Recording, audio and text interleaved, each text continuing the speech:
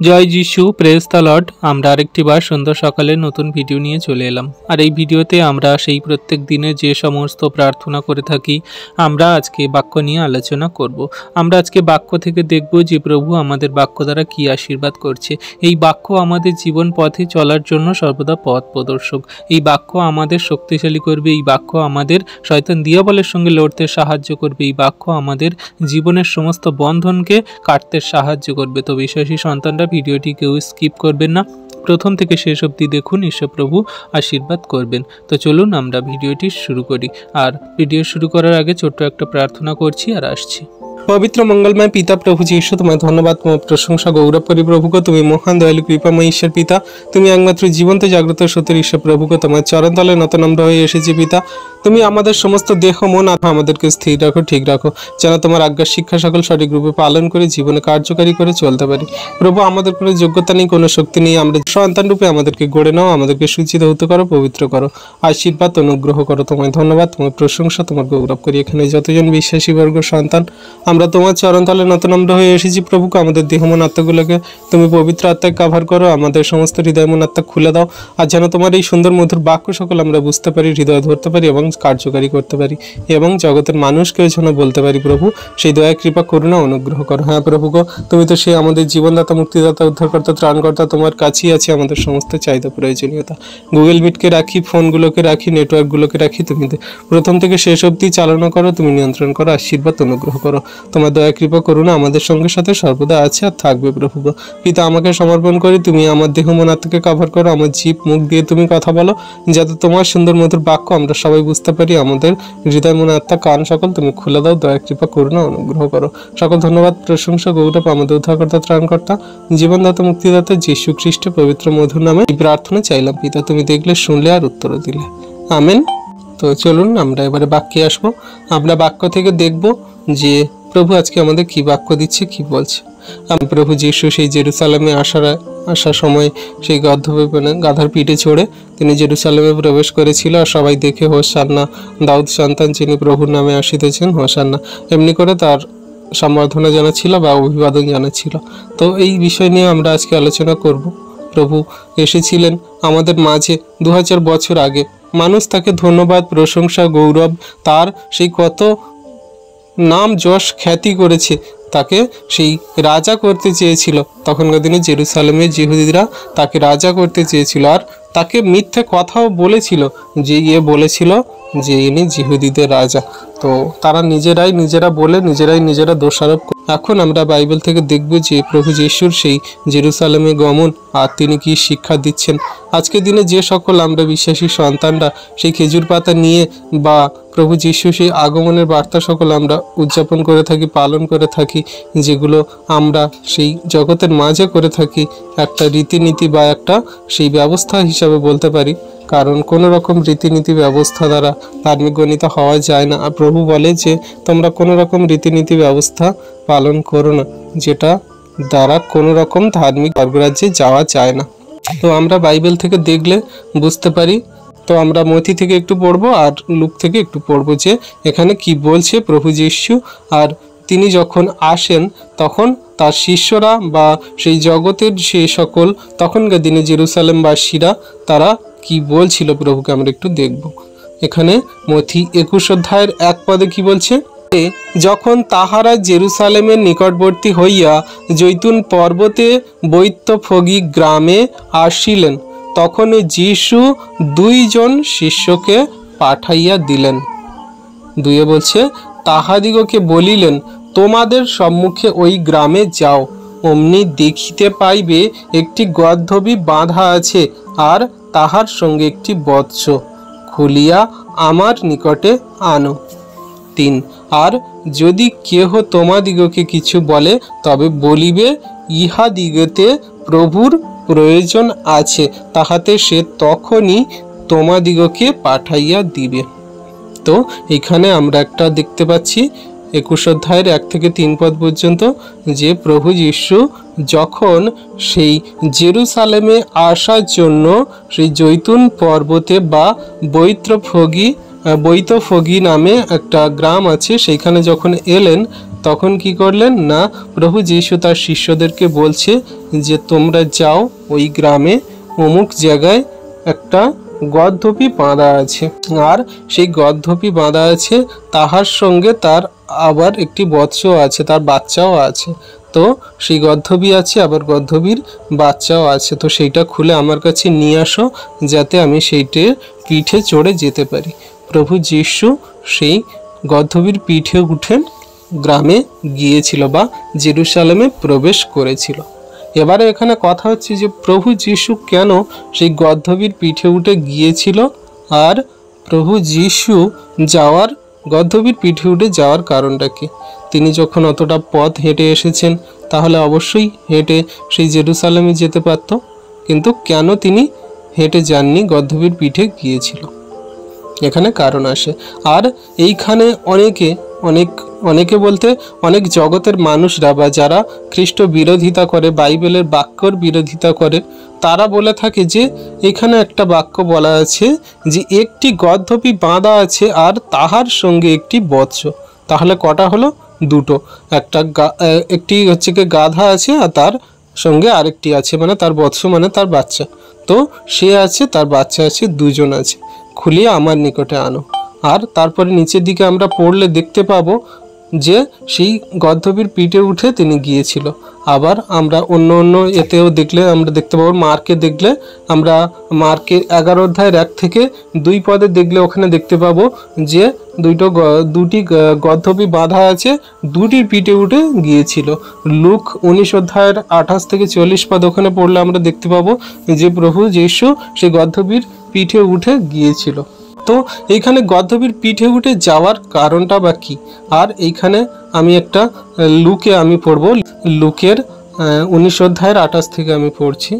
তো এখানে লুক 19 অধ্যায়ের 28 থেকে পড়ে গেলে তারপরে আমরা যদি 30 থেকে দেখবেন ওইখানে বলা আছে, বলিলেন ওই সম্মুখস্থ গ্রামে যাও, তথায় প্রবেশ করিবা মাত্র একটি গর্ধপ শাবক বাঁধা দেখিতে পাইবে, যাহাতে কোনো মানুষ কখনো বসে নাই, সেটি খুলিয়া আনো। তো এইখানে আমরা একটা দেখছি কি যে একটি মানে গর্ধপী বাঁধা আছে, তো সেই গর্ধপীটার পিঠে কেউ কোনোদিন ওঠেনি, মানে সেই গর্ধপীটাতে কেউ কোনোদিন চড়েনি, বা সেই গর্ধপীতে কোনো রকম কোনো মানে জিনিসপত্র বা সেটাতে কোনো কিছু বহন করা হয়নি। সেই গর্ধপীটা আনার জন্য এখানে বলছে। এখানে একটা গর্ধপীর কথা বলা আছে, দেখো যে এখানে গ্রামে যাওয়া মাত্র তথায় প্রবেশ করিবা মাত্র একটি গর্ধপ শাবক বাঁধা দেখিতে পাইবে। তো এখানে একটি গর্ধপ দেখাচ্ছে, আর ওখানে একটি গর্ধপ এবং তার শাবকও বলা আছে, মানে গর্ধপ আছে, গর্ধপের শাবক বাচ্চাও আছে। তো এইখানে কথা হচ্ছে যে একটা গর্ধপ থাকুক, মানে একটা গাধা থাকুক বা দুটো গাধা থাকুক, আমাদের কি এই একটা বা দুটো গাধা নিয়ে কি খুব আলোচনা করা উচিত? নাকি আমাদের প্রভু যীশু যে তিনি এসেছিলেন আর কি জন্য তিনি তার সেই প্রচার কার্য করেছিলেন সেইটা নিয়ে আলোচনা করা উচিত? আমাদের এটা তাৎপর্য রাখে যে তিনি কেন গর্ধপীর পিঠে উঠে গিয়েছিলেন। সে একটা গর্ধপীর পিঠে উঠে যাওক বা দুটো গর্ধপীর পিঠে উঠে যাওক, সে বাচ্চা গর্ধপীর পিঠে উঠে যাওক বা বড় গর্ধপীর পিঠে উঠে যাওক। তো আমাদের আলোচনার বিষয় এটা হওয়া উচিত যে প্রভু যীশু কেন সেই গাধার পিঠে উঠেছিল, আর সেই গাধার পিঠে ওঠা আর তিনি জেরুসালেমে যাওয়া দ্বারা আমাদেরকে আত্মিকতার কি বাক্য দিচ্ছে বা কি বোঝাতে চাইছে, সেটা হলো গুরুত্বপূর্ণ বিষয়। কত জগতের মানুষ তারা বলে থাকে, দেখো তোমাদের বাক্যতে কি ভুল আছে, তোমাদের বাইবেলে কি ভুল আছে, ভুলভালভাবে বাইবেল লেখা। এখানে এক জায়গায় বলছে যে একটি গর্ধপ বাঁধা আছে, তার শাবকও আছে, দুটো খুলে নিয়ে আসো, দুজনের পিঠে উঠে প্রভু যীশু গিয়েছিল।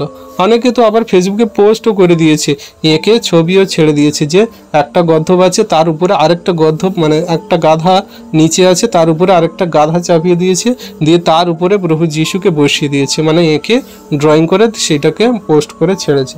মানে যারা প্রভু যীশুর বাক্য বা বাইবেলের বাক্যকে বিরোধিতা করে তারা এইরকমভাবে ছাড়ছে। এবার এখানে কথা হচ্ছে যে যারা বাক্য জানে না, তারা হচ্ছে কি আত্মিকতার জ্ঞান জানে না, তারা ভুলভালভাবে কথা বলে বা সেগুলোকে প্রচার করে। কিন্তু এইখানে আত্মিকতা দিয়ে যদি আমরা দেখি, কোনো দিন কি সাধারণভাবে আমাদের সাধারণ জ্ঞান দিয়ে যদি দেখি যে একটা গাধার উপরে আর একটা গাধা তুলে দিয়ে তার উপর একটা মানুষ দিয়ে যদি যাওয়া যায় তাহলে সে কি যেতে পারবে বা এটা কি দেওয়া সম্ভব? এরকমভাবে কি কেউ কোনোদিন যেতে পারে বা হয়?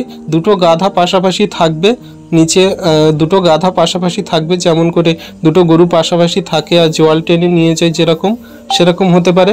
বা যেমন দুটো ঘোড়া পাশাপাশি থাকে রথে করে টেনে নিয়ে যায় সেরকম হতে পারে। বা একটা গাধার উপরে পিঠে যাচ্ছে, সেটা তার বাচ্চা ছিল, শাবক ছিল, সে পাশে হেঁটে যাচ্ছিল, এরকম হতে পারে। তাই বলে একটা গাধার উপরে আরেকটা গাধা তার উপরে প্রভু যীশু এরকমভাবে হতে পারে না। তো যারা প্রভু যীশুকে নিন্দা করে, যারা বাইবেলের বাক্যকে নিন্দা করে, তারা এরকমভাবে ভুলভাবে বলে বা বিশ্বাসীদেরকে বোঝায়। কিন্তু এখানে আমাদের কটা গাধার পিঠে উঠে গিয়েছিল সেটা গুরুত্ব না, কিন্তু আমাদের গুরুত্ব হচ্ছে যে গাধার পিঠে উঠে কেন গিয়েছিল। আর প্রভু যীশু যে গাধার পিঠে উঠে গিয়েছিল তার একটা কারণ কি, আমরা এই দুটো কারণ দেখব, যে প্রভু যীশু গাধার পিঠে উঠে কেন গিয়েছিল আর প্রভু যীশু গাধার পিঠে উঠে গিয়ে তিনি কি জেরুসালেমে কি শিক্ষা দিয়েছিল বা আমাদেরকে কি বোঝাতে চাইছে সেটা আমাদের দেখা উচিত। আমরা দেখব যে প্রভু যীশু গাধার পিঠে উঠে কেন গিয়েছিল। প্রথম তার প্রমাণ হচ্ছে যে বাইবেল থেকে যেটা বলছে আমরা দেখতে পাবো 5 পদ থেকে। এখানে কি বলছে, যে তোমরা সিয়ন কন্যাকে বলো, দেখো তোমার রাজা তোমার কাছে আসিতেছেন, তিনি মৃদুশীল ও গর্ধপের উপরে উপবিষ্ট এবং শাবকের গর্ধপ বৎসের উপরে উপবিষ্ট। তো এইখানে আমরা কি দেখছি, যে শাবকের এবং গর্ধপ শাবকের উপরে উপবিষ্ট। তো এই বাক্যগুলো তারা ভুলভাল বোঝায়, যে দেখো এখানে দুবার শাবকের গর্ধপের কথা বলা হয়েছে, তাহলে নিশ্চয়ই এখানে দুটো গর্ধপ, একটার উপরে আরেকটা, উপরে তার উপরে যীশু। তো এইরকমভাবে ভুলভাল বোঝায়, কিন্তু বাক্যের তারা বাক্যের সঠিক অর্থ বোঝে না বলেই তারা ভুলভালভাবে নিন্দা করে। তো যাই হোক, প্রভু তাদের আশীর্বাদ করুন, তারা সঠিক জ্ঞান পাক। তো এইখানে এই যে কথাটা বলছে, এইটা সখরীয় ভাববাদী 9 অধ্যায়ের 9 পদের সেই বাক্যটাকে, ভাববাদীটাকে প্রভু যীশু পূরণ করার জন্য সেই জেরুসালেমের মধ্যে।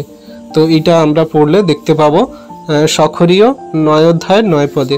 আপনারা যদি পড়ে নেন তাহলে ওখানে দেখতে পাবেন, ওখানে লেখা আছে, হে সিয়ন কন্যা অতিশয় উল্লাস করো, হে জেরুসালেমের কন্যা জয়ধ্বনি করো, দেখো তোমার রাজা তোমার নিকটে আসিতেছেন, তিনি ধর্মময় ও পরিত্রাণ যুক্ত, তিনি নম্র ও গর্ধপে উপবিষ্ট, গর্ধবীর শাবকে উপবিষ্ট। তো এইখানে এই যে বাক্যটা গর্ধপে উপবিষ্ট আবার গর্ধবীর শাবকে উপবিষ্ট, মানে এখানে যেন বোঝাচ্ছে যে একটা গাধার উপরে আরেকটা গাধা, তার উপরে প্রভু যীশু। তো এটা এইরকম না যে প্রভু যীশু দুটো গাধার উপরে উপর দিয়ে বসেছিল, এটা না, কিন্তু এই বাক্যের মিনিংস এটাই যে দুটো গাধা ছিল, সেই গাধার মধ্যে যে কোনো একটাতে ছিল, সেই দুটো গাধাই ছিল। ঠিক আছে, তো এইরকমভাবে আমরা বুঝি, আমরা যেন বাক্য ভুলভালভাবে না বুঝি জগতের মানুষদের মতো। কারণ যেটা আমাদের কাছে অসম্ভব সেইটা হচ্ছে কি আমরা ভুলভাবে না বোঝার চেষ্টা করি। কোনোদিন একটা গাধার উপরে আরেকটা গাধা দিয়ে তার উপরে একটা মানুষ কোনোদিন বসতে পারে না। তো এটা জগতের মানুষের ভুলভাবের কথা, তারা প্রভু তাদের আশীর্বাদ করুন। তো এইরকমভাবে প্রভু যীশু সেই ভাববাদীটাকে, সখরীয় ভাববাদীর ভাববাণীটা পূর্ণ করার জন্য তিনি গর্ধপের পিঠে উঠেছিলেন। আর দ্বিতীয়ত তিনি উঠেছিলেন গর্ধপে এই কারণে যে গর্ধপ মানে গাধা হলো তিনি নম্র শান্ত, গাধা হলো তিনি সমস্ত কথার আজ্ঞাবহতা পালন করে, মানে আমরা দেখি যদি একটা গাধার স্বভাব কেমন হয়, সে সমস্ত কিছু বহন করতে পারে, বয়ে নিয়ে যায়, সে কোনো রকম ঘোড়ার মতো ছটফট করে না। ঘোড়া দেখেছি কেমন, ঘোড়ার পিঠে উঠলে সে লাফায়, ছটফট করে, কত রকম দিকে ছুটে পালায়, এদিক ওদিক করে, তার লাগাম ধরতে হয়। কিন্তু গাধার পিঠে যদি তুমি কোনো রকম কোনো কিছু জিনিস চাপিয়ে দাও বা নিজে বসো, তাহলে তুমি তার যেদিকে নিয়ে যাবে সোজাভাবে সে সেদিকেই চলে যাবে, তোমার কথা সকল শুনবে বা সেগুলো মানবে। সম্পূর্ণ শান্ত, স্থির, সম্পূর্ণ নম্রতার একটা প্রতীক হিসাবে সেই গাধাটাকে তিনি বেছে নিয়েছিল। কিন্তু জগতের মানুষ সেগুলোকে তারা ভুলভাবে প্রচার করে বা বলে।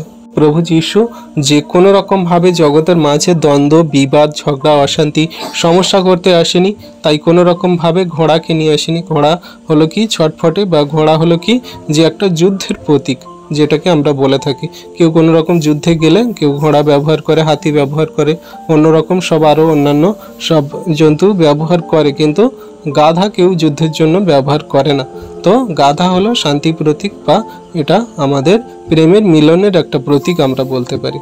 তো প্রভু যীশু যখন সেই গর্ধবের পিঠে উঠে আসছিলেন তখন 6 পদ থেকে পড়ছি, তারপরে কি হয়েছিল 6 পদ থেকে, মথি 21 অধ্যায় 6 পদ থেকে। তারপরে কি হচ্ছে, পরে ওই শিষ্যরা গিয়া যিশুর আজ্ঞা অনুসারে কর্ম করিলেন। মানে প্রভু যীশু যে কথা বলেছে যে তুমি যাও ওই বৈত্যফগী গ্রামে গিয়ে ওখান থেকে 2টো গর্ধবী আছে, একটা বাচ্চা বড়, তা সেটাকে নিয়ে আসো। তো তার শিষ্যরা গিয়ে নিয়ে আসলো, আর গর্ধবীকে ও শাবকটিকে আনিলেন এবং তাহাদের উপরে আপনাদের বস্ত্র পাতিয়া দিলেন, আর তিনি তাহাদের উপরে বসিলেন।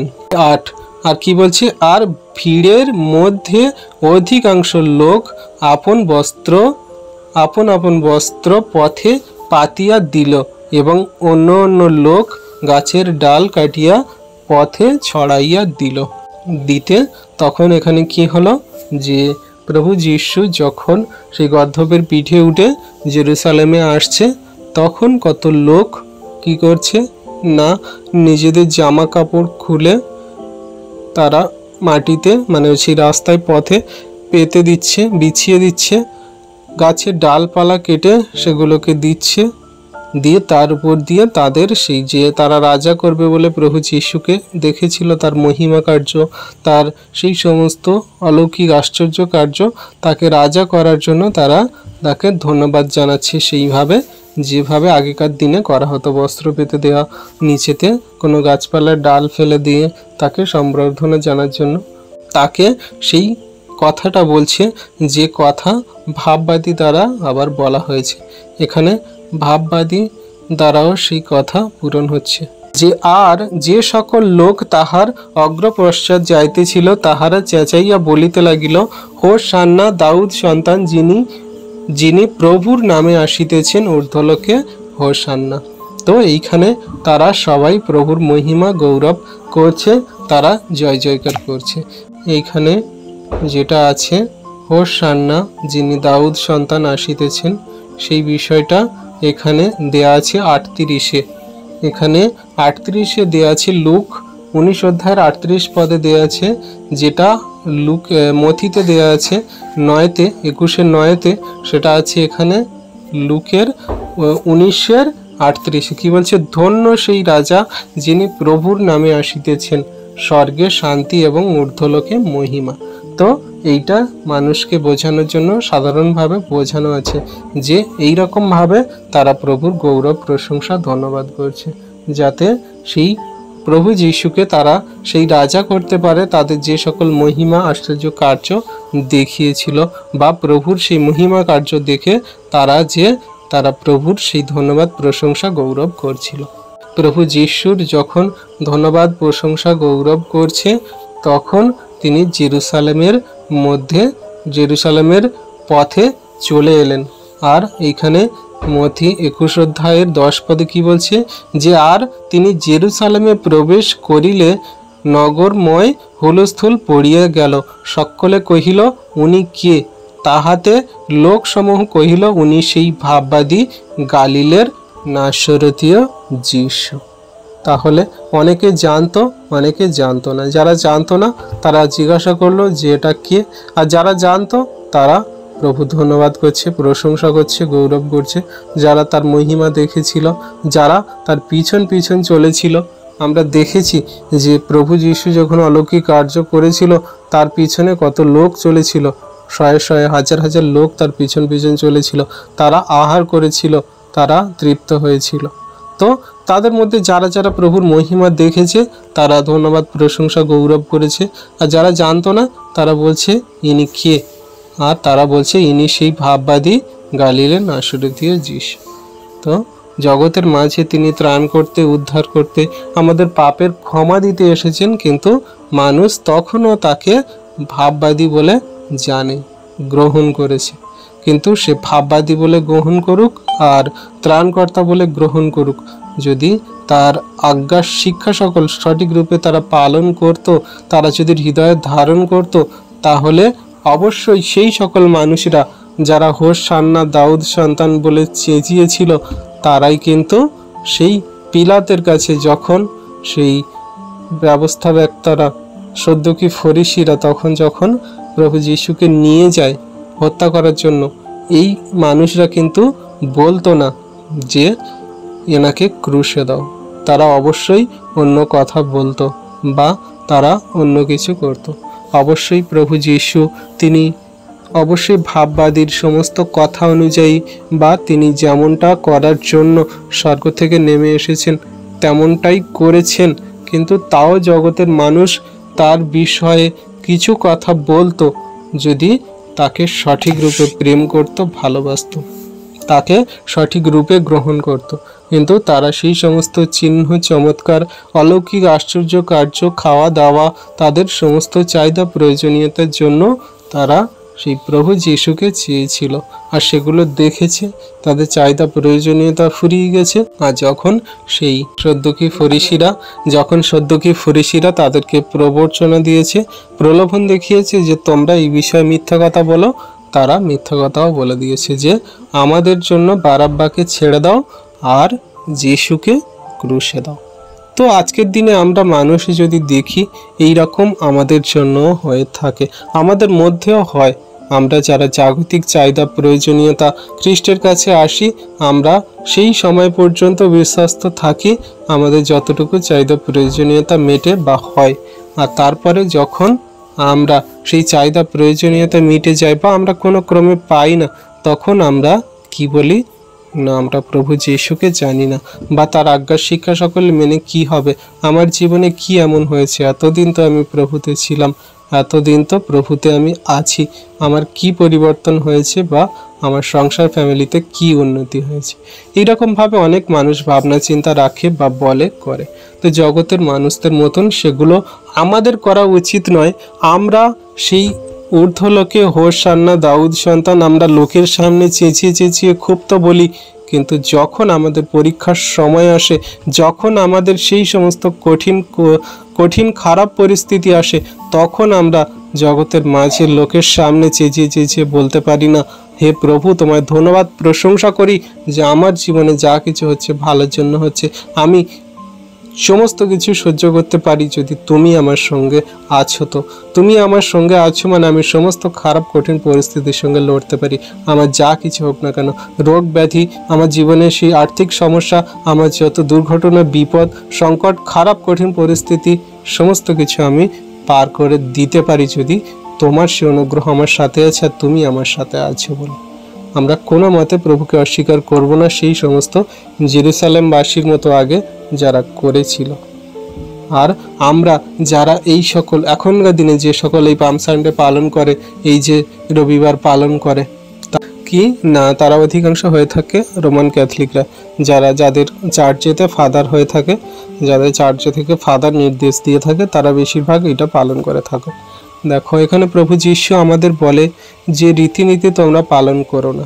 অবশ্যই তখনকার দিনে তারা প্রভু যিশুর সেই সম্বর্ধনা জানানোর জন্য হোসান্না দাউদ সন্তান তালপাতা, খেজুর পাতা, জামা কাপড় বিছিয়ে দিয়ে সম্বর্ধনা জানিয়েছিল। কিন্তু এইটা কি সঠিক রূপে সম্বর্ধনা জানানো বা তার মহিমা গৌরব প্রকাশ করা যে প্রভু আমাদেরকে বলে যে তোমরা তোমাদের সমস্ত হৃদয়, মন, আত্মা, চিত্ত, প্রজ্ঞা দিয়ে তোমার ঈশ্বর সদাপ্রভুকে প্রেম করিবে, আর দ্বিতীয়টি তোমার প্রতিবেশীকে আপনার মতো প্রেম করিবে।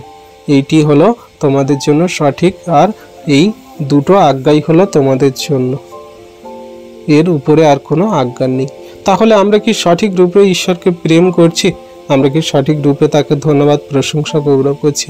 নাকি আমরা শুধু খালি এই পাম সানডের দিন রবিবার প্রভু ধন্যবাদ প্রশংসা গৌরব করলাম, বা যে সকল আমরা চার্চেতে দেখা পাই যে খেজুর পাতা নিয়ে তারা হোসান্না দাউদ সন্তান করে চেঁচিয়ে চেঁচিয়ে রাস্তা দিয়ে যায়, আর তারপরের দিন গেলে যেমন কি সেই তেমন পাপ, হিংসা, ক্রোধ, মারামারি, নানান রকম বাজে মন্দ কথা বলা, প্রভুর আজ্ঞার শিক্ষা সকলের বাইরে গিয়ে কার্য করে। তাহলে এটা কেমন হলো? আমি এদিকে রবিবার দিনকে প্রভুর ধন্যবাদ করছি, হোসান্না বলছি, প্রভুর সেই আগমনী বার্তা সকল পেয়ে আমি সবাইকার সঙ্গে চেঁচিয়ে উল্লাসে আমি প্রভুর সেই গাছপালা কেটে বিছিয়ে দিচ্ছি। কিন্তু এদিকে আমার মনে প্রভুর প্রতি কোনো প্রেম, বিশ্বাস, ভালোবাসা, আগ্রহ কোনো কিছুই নেই। তাহলে কি আমি সঠিক রূপে প্রভুর আজ্ঞার শিক্ষা সকল পালন করছি, না তাকে প্রেম করছি? সঠিক রূপে যদি প্রভুকে প্রেম করতে হয়, ভালোবাসতে হয়, তাহলে তার বাক্য আজ্ঞার শিক্ষা সকল পালন করতে হবে। শুধু একদিন নয়, শেষ দিন পর্যন্ত। প্রভু তার বাক্যেই বলে, যে কেউ শেষ পর্যন্ত স্থির থাকিবে সেই পরিত্রাণ পাইবে।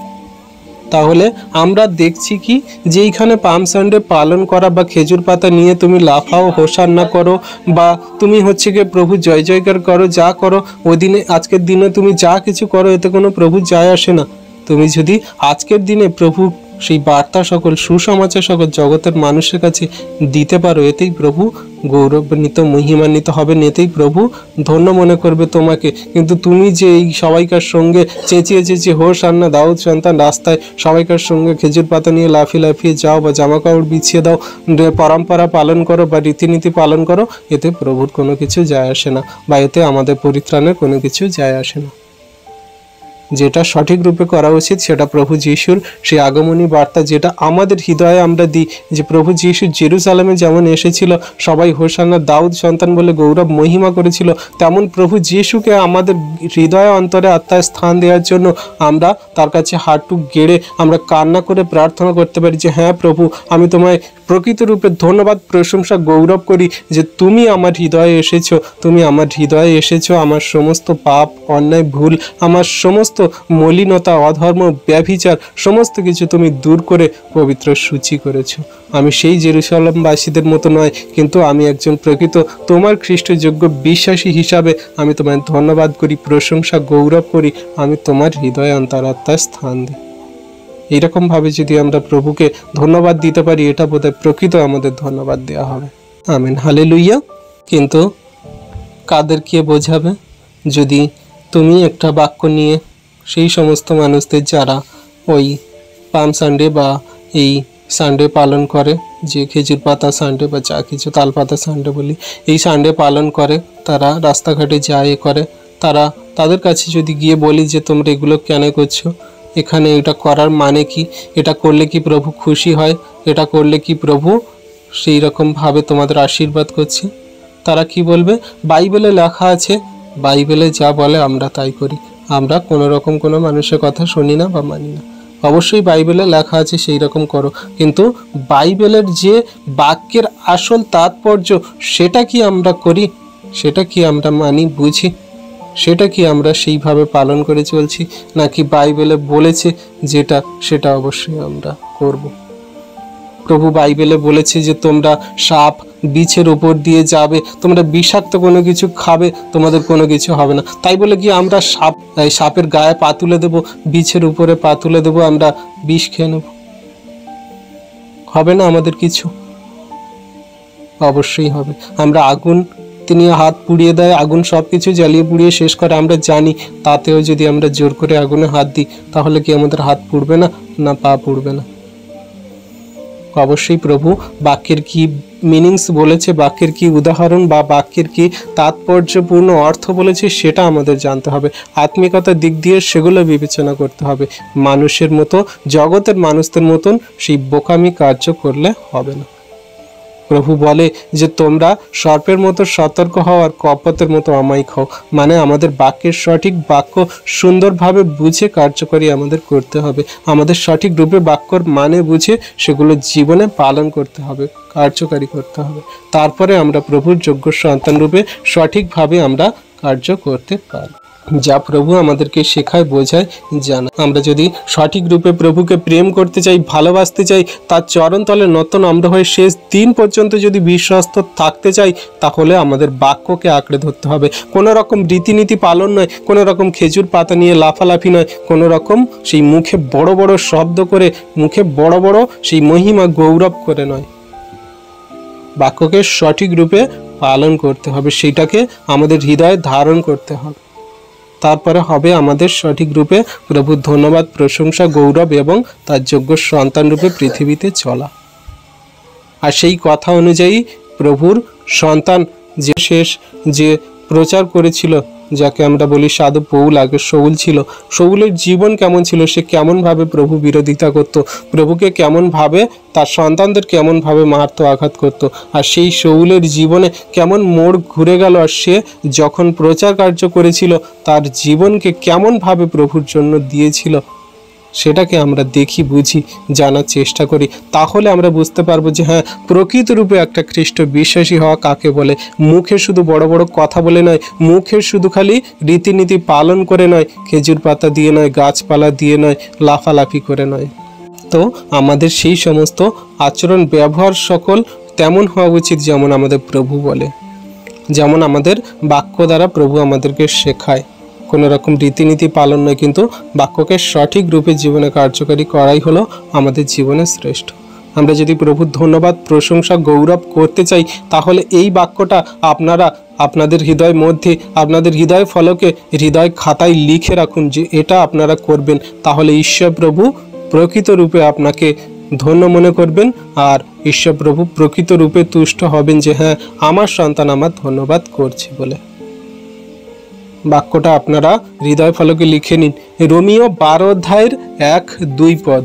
প্রকৃত রূপে ঈশ্বরের ধন্যবাদ, প্রশংসা, গৌরব করা, প্রকৃত রূপে ঈশ্বরের সেই আরাধনা করা, স্তুতি, প্রার্থনা করা কি বলছে? রোমিও 12 অধ্যায়ের 1-2 পদে বলছে, কি বলছে?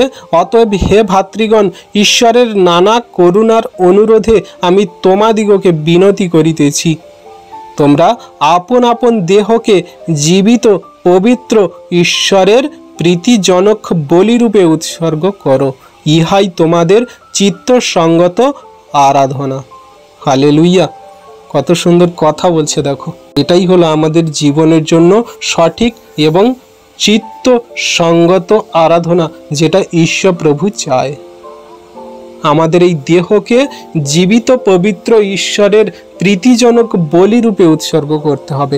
মানে আমাদের সমস্ত চাহিদা, প্রয়োজনীয়তা, আমাদের সমস্ত কথাবার্তা, আচরণ, ব্যবহার, আমাদের পাপময় জীবন, আমাদের সমস্ত পুরনো মনুষ্যত্বকে মেরে ফেলে খ্রিস্টে নতুন করতে হবে, জীবিত করতে হবে, পবিত্র করতে হবে, ঈশ্বরের প্রীতিজনক করতে হবে। আর এগুলো যদি আমরা করতে পারি, তাহলে আমাদের এই দেহকে আমরা ঈশ্বরের কাছে বলিদান করছি।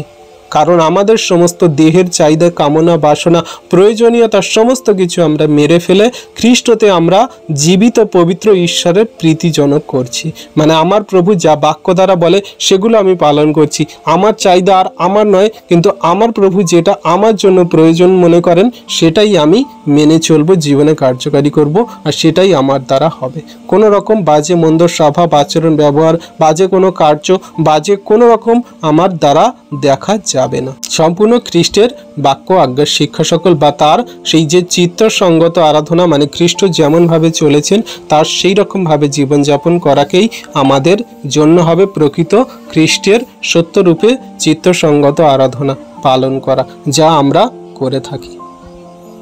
ধন্যবাদ করি, প্রশংসা, গৌরব করি, চার্চে যাই, মিটিং অ্যাটেন্ড করি, বা আমরা পাম সানডে পালন করি, ভস্ম বুধবার পালন করি, আমরা গুড ফ্রাইডে পালন করি, আমরা নিস্তার পর্ব পালন করি, আমরা যা কিছু পালন করি না কেন, সমস্ত কিছুর ঊর্ধ্বে এটাই হবে যদি আমাদের এই আপন আপন দেহকে, আমাদের এই শরীরকে, যা প্রভু বলে যে তুমি কি জানো না তোমার শরীর হলো পবিত্র আত্মার মন্দির, আমাদের এই শরীরকে যদি আমরা পবিত্র, জীবিত, ঈশ্বরের প্রীতিজনক বলিরূপে যদি আমরা দিয়ে দিতে পারি, উৎসর্গ করতে পারি, সেটাই হবে আমাদের জন্য ঈশ্বরের ধন্যবাদ, প্রশংসা, গৌরব এবং আরাধনা, স্তুতি, প্রার্থনা, যা কিছু বলি না কেন সমস্ত কিছু। তাহলে এখানে প্রশ্ন আসছে যে আমরা বিশ্বাসী সন্তানরা এগুলো আমরা কি করতে পেরেছি? আমাদের এই দেহকে, আমাদের এই শরীরকে ঈশ্বরের জীবিত, পবিত্র, ঈশ্বরের প্রীতিজনক বলিরূপে আমরা কি এখনো পর্যন্ত দিতে পেরেছি? আমরা নিজেরা এই বাক্য দ্বারা প্রভুর কাছে বলি, নিজেরা আমরা নিজেদেরকে বলি, প্রশ্ন করি, আমি কি দিতে পেরেছি এখনো পর্যন্ত প্রভুর কাছে? যদি দিতে পারি তাহলে আমি প্রভুর চিত্তসঙ্গত আরাধনা করছি, স্তুতি করছি, প্রার্থনা করছি, ধন্যবাদ করছি, তার বাক্য, আজ্ঞা, শিক্ষা সকল সঠিক রূপে পালন করছি। আমার কোনো রকম পাম্প স্যান্ডেল লাগে না, কোনো রকম খেজুর পাতা নিয়ে পথে বিছিয়ে দিতে হয় না, কোনো রকমভাবে জামা কাপড় নিয়ে পথে বিছিয়ে দিতে হয় না, রাস্তায় হাঁটতে হয় না। এতেই প্রভু তুষ্ট হবেন, এতেই প্রভু সন্তুষ্ট এবং আনন্দিত হবেন যে হ্যাঁ, আমার সন্তান চিত্তসঙ্গত আরাধনা করছে, তার দেহ মন আত্মাকে আমার জন্য উৎসর্গ করে দিয়েছে, যেমন করে প্রভু যিশুর 12 জন শিষ্যরা করেছিল। আপনারা সবাই বাইবেলটা পড়বেন, যে বাইবেলে অবশ্যই নতুন নিয়মটা 4টে পুস্তক অবশ্যই পড়বেন, মথি, মার্ক, লুক, যোহন আর প্রেরিতরা যদি পড়তে পারেন পড়বেন। এইটার মধ্যে পড়লে অবশ্যই বুঝতে পারবেন যে খ্রিস্ট বিশ্বাসী বর্গ সেই 12 জন শিষ্যের জীবন কেমন ছিল, তারা কেমনভাবে প্রভুর আজ্ঞার শিক্ষা সকল পালন করেছিল, তাদের দেহ মন আত্মা সকল কেমনভাবে প্রভুর জন্য উৎসর্গ করেছিল। সেগুলো আপনারা দেখলে, করলে, অবশ্যই পড়লে অবশ্যই বুঝতে পারবেন যে হ্যাঁ, এইভাবেই আমাদের দেহ মন আত্মাগুলোকে প্রভুর জন্য উৎসর্গ করতে হবে। আর এটাই আমাদের জন্য চিত্তসঙ্গত আরাধনা। কোনো রকম তালপাতা, কোনো রকম খেজুর পাতা, কোনো রকম জামা কাপড় বিছিয়ে দিয়ে প্রভুর ধন্যবাদ, প্রশংসা, গৌরব করা যায় না। যদি আমরা প্রভুর আজ্ঞার শিক্ষা সকল সঠিক রূপে জীবনে কার্যকারী করে পালন করে চলি, তাহলে আমাদের প্রভু আনন্দিত, খুশি। আর সেই কথা অনুযায়ী তিনি আমাদেরকে বলেন, তুমি যদি আমার প্রেম করো তাহলে আমার আজ্ঞার শিক্ষা সকল পালন করবে। তো পিতা ঈশ্বর মহিমান্বিত, গৌরবান্বিত হন তখন যখন তার সন্তানরা জগতের মাঝে তাকে গৌরবান্বিত, মহিমান্বিত করে, বা জগতের মাঝে তার আজ্ঞার শিক্ষা সকল সঠিক রূপে পালন করে চলে, শয়তান দিয়াবলকে পরাস্ত করে। তখনকার দিনের সেই সদ্দুকি ফরিসিদের মতন তারা লোক দেখানো ধর্মকর্ম, লোক দেখানো সেই সকল বড় বড় কথা, সুন্দর সুন্দর জামা কাপড় পরে হাটে বাজারে তারা সেই সমস্ত বড় বড় কথা বলার জন্য, প্রার্থনা করার জন্য নয়, কিন্তু প্রভুর চরণতলে যদি সঠিক রূপে আসতে হয় তাহলে তার বাক্য, আজ্ঞার শিক্ষা সকল সঠিক রূপে পালন করতে হবে আর সেই মতো কার্যকারী হতে হবে। কোনো রকম ব্যবস্থা নয়। আত্মিকতা দিক দিয়ে আমাদের বুঝতে হবে প্রভু আমাদেরকে কি বলছে।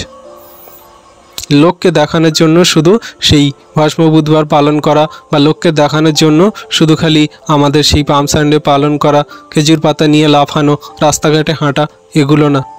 ওই দিনকে যদি আমরা প্রভুর সুসমাচার বার্তা সকল একজন মানুষকেও যদি আমরা প্রচার করি, তাহলে একটা আত্মা বাঁচানো যাবে যে হ্যাঁ, আজকের দিনে আমার সন্তান একটা ভালো কার্য করেছে, যে আমার সেই সুসমাচার বার্তা সমস্ত জগতের মানুষের কাছে বলার জন্য সে আগ্রহীপূর্বক একজনকে অন্তত বলেছে, আর তার মধ্যে দিয়ে আমি কার্য করব।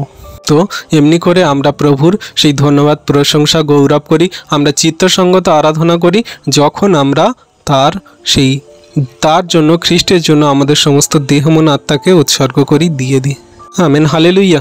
আশা করি আমরা বাক্য সকল বুঝতে পারছি। প্রভু আমাদের এমনি করে বাক্য দ্বারা আশীর্বাদ করে আত্মিকতা দিক দিয়ে। তাহলে আপনাদের প্রশ্ন আসতে পারে, তাহলে এই যে ভস্ম বুধবার বা এই যে বাইবেলে দেয়া আছে পাম সানডে যেগুলো পালন করে, এগুলো কি করা উচিত নয়?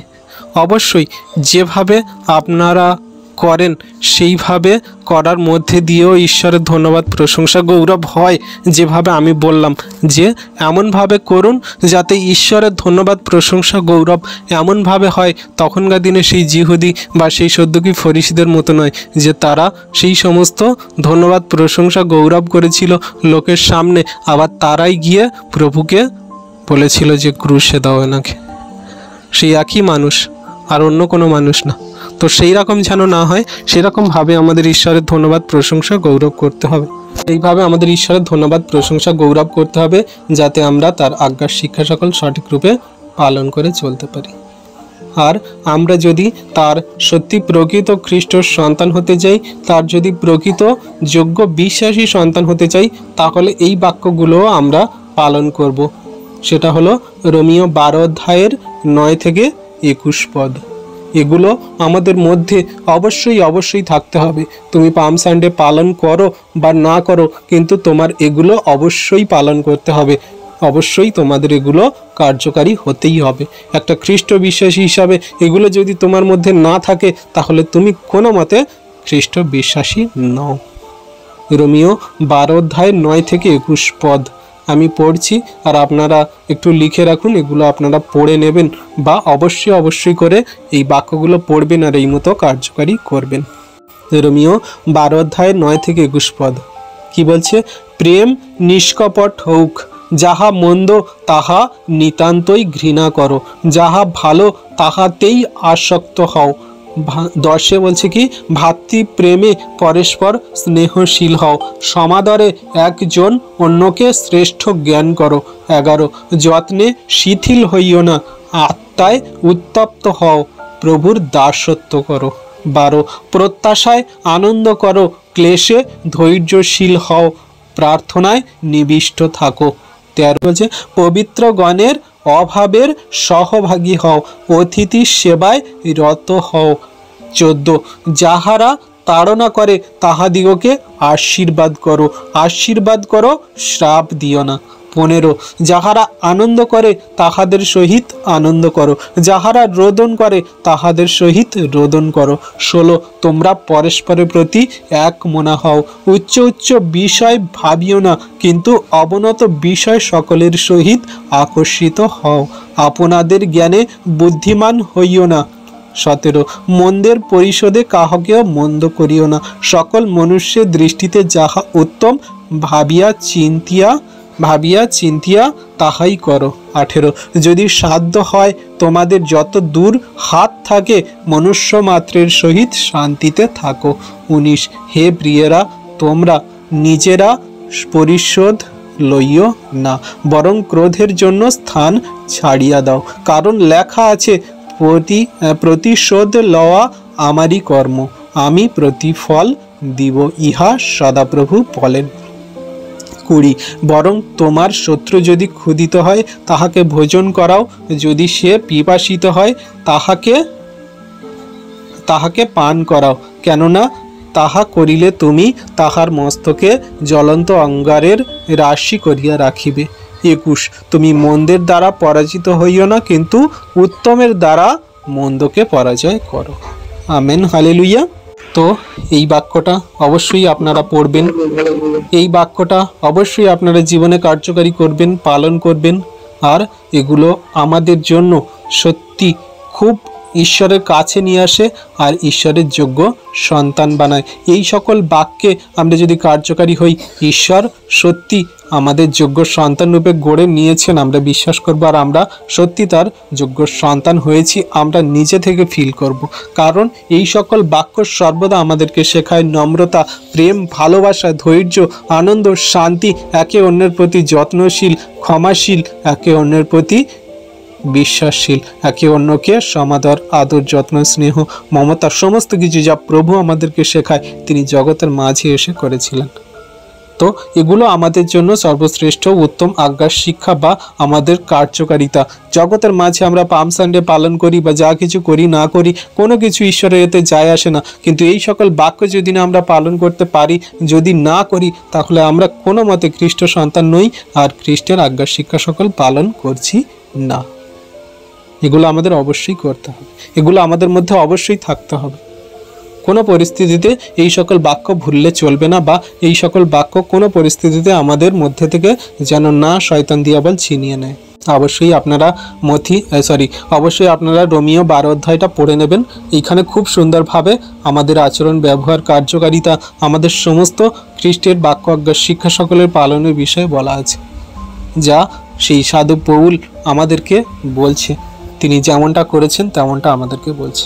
যত খ্রিস্ট বিশ্বাসী বর্গ সন্তানরা তখনকার দিনে ছিল, মানে যারা প্রেরিত ছিল, তারা যা কিছু বাক্য প্রভুর আজ্ঞা অনুসারে লিখেছে বা পবিত্র আত্মার বরদানে তারা যা কিছু লিখেছে, আগে তারা সেগুলো জীবনে পালন করেছে, কার্যকারী করেছে, তারপরে সেগুলো তারা লিখেছে। কোনো রকম এখানে কোনো গল্প কথা নয়, বা কোনো রকম কোনো মানুষকে শুধু করানোর জন্য এমনি বলে দেয়নি বা এমনি লেখা হয়নি। আগে তারা জীবনে কার্যকারী করেছে, সেই সকল কষ্ট, দুঃখ, ব্যথা, বেদনার সমস্যা, সমস্ত কিছু পরীক্ষার মধ্যে দিয়ে গেছে, আর তারপরে সেগুলোকে লেখা হয়েছে। ঈশ্বরের সমস্ত বাক্য সেই ঈশ্বর নিঃসৃত, ঈশ্বরের মুখ নিঃসৃত বাণী, যা তিনি কার্যকারিতার স্বরূপ জগতের মাঝে বাইবেল স্বরূপ আমাদের কাছে দিয়েছে।